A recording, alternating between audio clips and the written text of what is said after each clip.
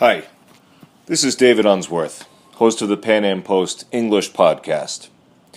Yesterday, news emerged that former Trump foreign policy advisor George Papadopoulos had pleaded guilty to making false statements to the FBI in relation to communication between the Trump campaign and the Russian government. He was enticed with the promise of, quote, thousands of emails and dirt on Hillary, phrases which are repeated often in his 13-page indictment. Ultimately, the charges largely relate to the timing of making contacts with his Russian contacts and how important he portrayed those contacts to be to the FBI. What will the fallout be for the Trump administration? Is this the first step towards the smoking gun that Mueller and the Office of the Special Counsel have been looking for?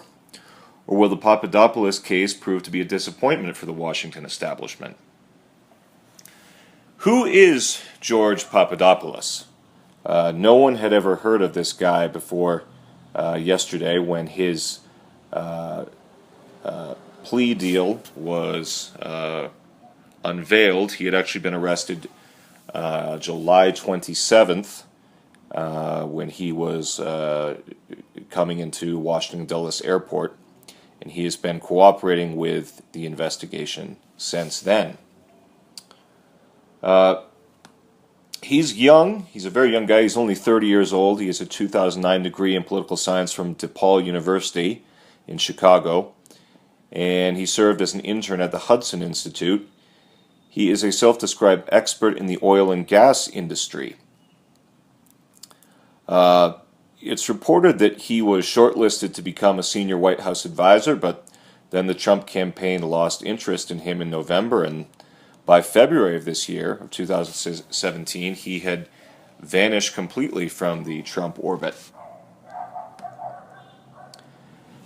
The nature of these charges here is rather interesting in light of what we now know about Fusion GPS, the law firm Perkins Coie, and the disposal of $12 million on the part of the DNC and Hillary Clinton to use a foreign national, namely ex-British secret agent Christopher Steele, to compile the Trump dossier. Ultimately, I don't think that the George Papadopoulos case is going to prove to be much of a threat to the Trump administration. I mean, if this is the best that Mueller has got, I just spent half an hour reading through this 13-page indictment here, and it is a complete and total snooze. It basically outlines numerous conversations between Papadopoulos, someone named the Professor, a quote-unquote Russian female foreign national who portrayed herself to be Putin's niece, and this meeting that Papadopoulos was trying to line up actually never took place. Jim Clovis, who was co-chairman of the Trump campaign, claims that there were strict rules against traveling abroad and claiming to represent the Trump campaign. Papadopoulos claims that the Trump campaign agreed to a meeting with representatives of Vladimir Putin. However, that's not a crime. There is nothing in the United States federal law that says that political candidates can't meet with foreign leaders or can't meet with foreign nationals. This is really making a mountain out of a molehill, especially as this meeting never took place, or at least there's absolutely no evidence that the meeting actually took place. Bloomberg News, for example, is reporting that Papadopoulos' claims are unsubstantiated. So who are the professor, the quote-unquote female Russian national who apparently posed as Putin's niece and enticed the young Papadopoulos with thousands of emails and dirt on Clinton? Well, the communication between the two of them largely took place between March and May of 2016. Then from June and to August of 2016, Papadopoulos pursued a quote-unquote off-the-record meeting between one or more campaign representatives, and members of President Putin's office and the Russian Ministry of Foreign Affairs. That is hardly a crime. I mean, this happens all the time. It's been happening in all of modern political history. And if it is also, furthermore, not a crime to get information from foreign nationals, even if it's opposition research. Now, if what hadn't emerged recently about the Clinton campaign and their use of foreign nationals to get opposition research, that we'd be in a very different position here. But the situation here with Papadopoulos is he was a low-level campaign volunteer. He was not on staff. He was not getting paid by the Trump campaign. The crime here was the cover-up. The things that he did, they were not crimes in any way, shape, or form. But he voluntarily agreed to a January 27, 2017 meeting with the FBI. He was warned that lying to FBI agents is a federal offense and that he could get into trouble. And he made, at the very best, if you want to put it in the most favorable light, he made incredibly careless remarks. The very worst, he deliberately and repeatedly misled FBI investigators. It's pretty clear here that there are allegations that the professor was actually not working for the Russian government. Technically, he was working for a think tank. And there is really no evidence that Papadopoulos ever got his hands on these thousands of emails or the juicy dirt that the Russian government apparently had. Somehow, much of that information made its way to WikiLeaks, and obviously there have been allegations that WikiLeaks enabled the weaponization of that information. But as we all know, anyone who follows American politics, what was the biggest thing to come out of this? Well, the biggest thing to come out of it was the collusion between the Hillary Clinton campaign and the DNC to thwart the nomination of Bernie Sanders, who received about 45% of the votes, and the DNC is supposed to be neutral. So in that sense, there's actually no evidence that Papadopoulos was involved at all in the dissemination of any opposition research, which in and of itself is not a crime. All in all, this thing is a total snooze. I don't know what charges you can face for lying to the FBI. But as I've pointed out before on my podcast, the Democrats might want to look back a generation and look at what happened when a political investigation by a special counsel ultimately backfired on the Republicans. And it also came down to charges of making false statements, in this case perjury.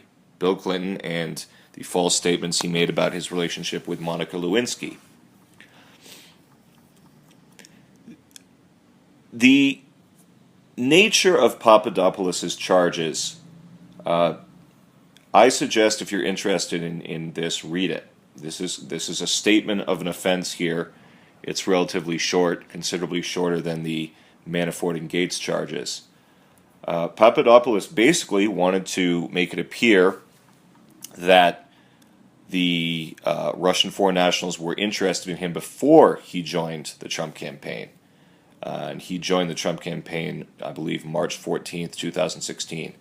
The truth is that it was only after he joined the campaign that these Russian foreign nationals became interested in him. The next set of charges in this indictment involves him allegedly deflating the importance, or what he thought to be the importance, of the professor and Putin's niece. The heading here says, false statement. Papadopoulos met the female Russian national before he joined the campaign, and his contacts with her were inconsequential.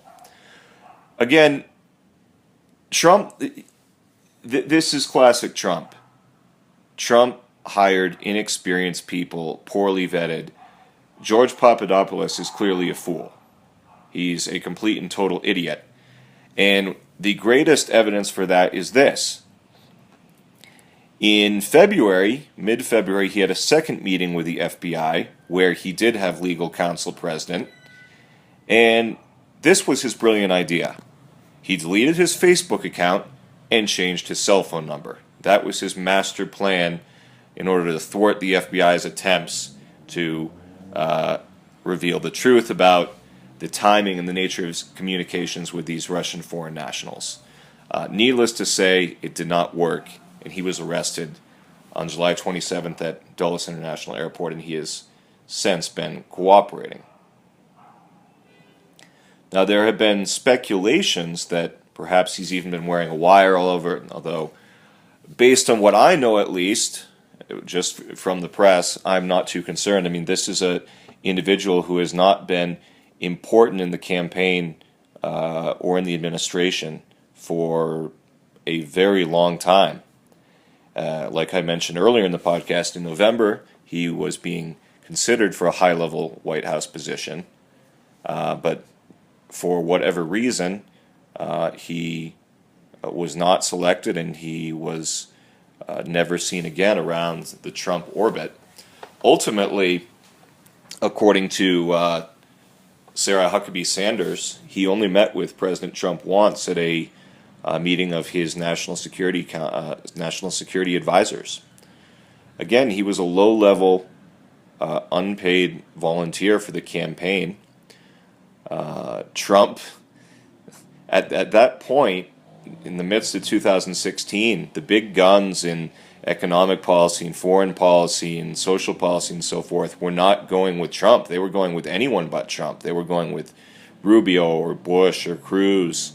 And actually, Papadopoulos originally was a policy consultant for the Ben Carson campaign.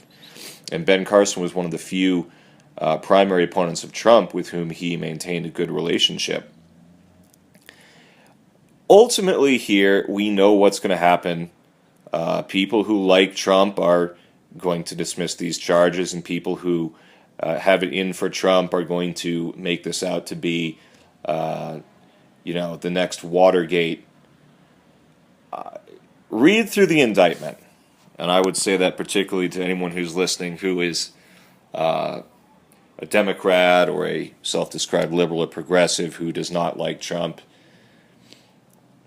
This is hardly the stuff of bringing down a presidency or leading to the impeachment of Trump. I mean, this is really a joke. It's a snooze. It's a complete and utter and total bore. Papadopoulos was looking for information about Hillary Clinton. The meeting never took place. He was at the periphery of the campaign. He never traveled overseas to meet with anyone in Russia at the behest of the campaign. Really what we are seeing here is an attempted coup. It's an attempted coup d'etat by the Washington establishment, by the deep state, by the Democratic Party to overturn a fair and square democratic election.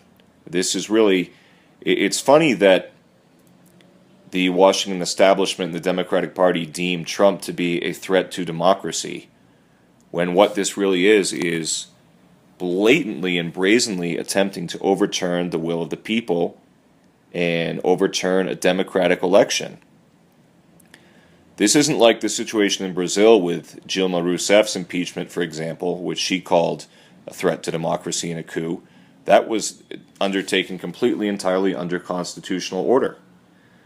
There is still absolutely no evidence, not a shred of evidence, that the Russian government is responsible for electing Trump. The American people are responsible for electing Trump.